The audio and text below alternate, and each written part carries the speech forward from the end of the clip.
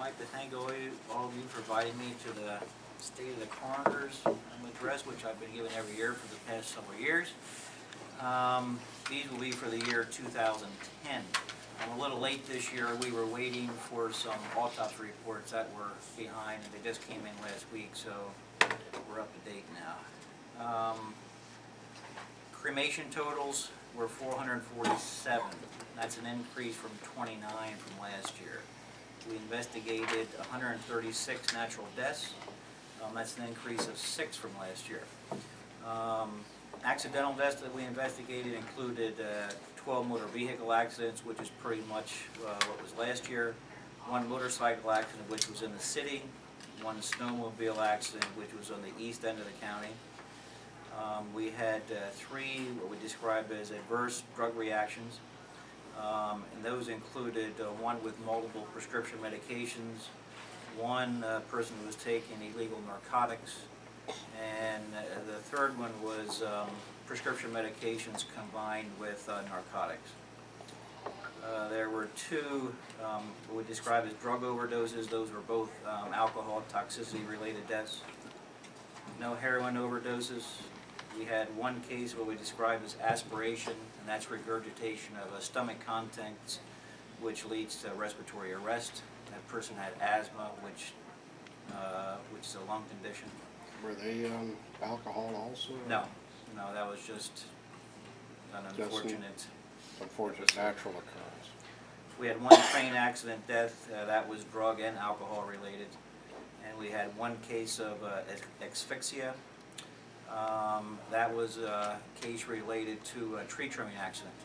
And what asphyxia means is they couldn't breathe. The cord wrapped around the chest and they weren't able to breathe, and they died of inability to get oxygen. There were 13 suicides.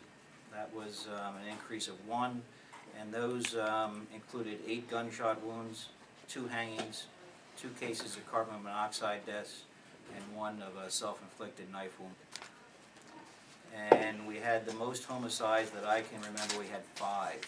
That's an increase of 2 from last year. I won't really comment on those. A lot of those are pending cases, so I won't comment on those. There is a trend this year. We've had 6 suicides this year already, so this is February, so that's a little alarming trend. But otherwise, as you can see, the coroner's office is becoming busier.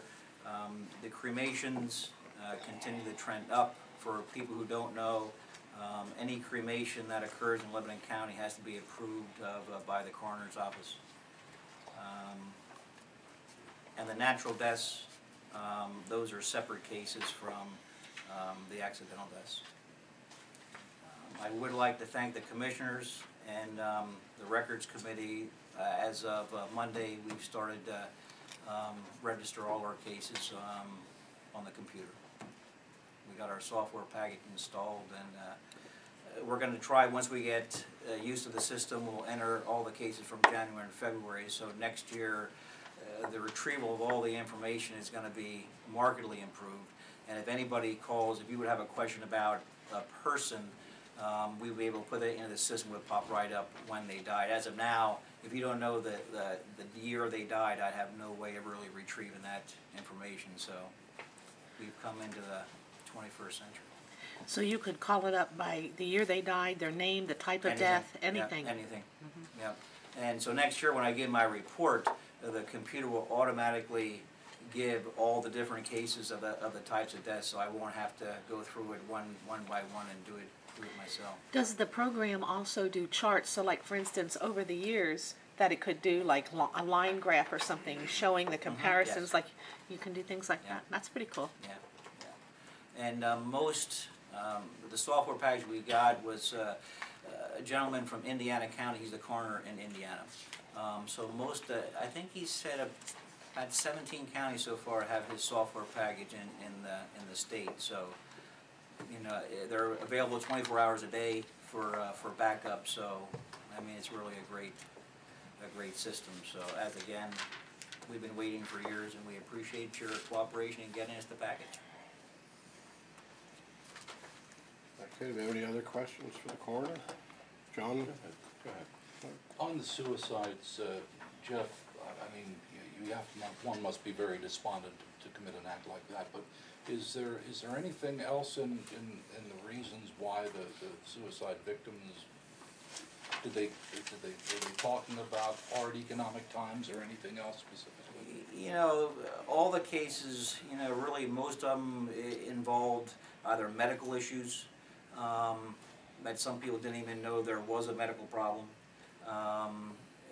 problems, there were some economics, businesses, certain businesses that weren't doing well, and relationship problems. Those are the three problems that we're seeing in the past. Do most people write a note when they do this? Majority do not. Majority do not. They do on TV. Yeah, I talk to everybody. You know, people who commit suicide don't realize the problems they leave to the people they leave behind. Doing autopsies of suicide. It goes case by case basis. Certainly, if there are any questions concerning the death, you know, wasn't it? Obviously, we go ahead and go the second step to do the autopsy. But you know, most suicide cases are, you know, with the police and myself there, putting the pieces together. There are usually not too many questions involved with suicide.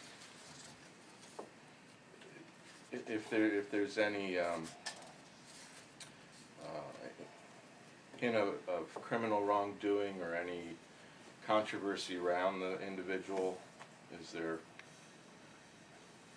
does that come into play? Who makes that decision? It's a cooperation between the coroner's office and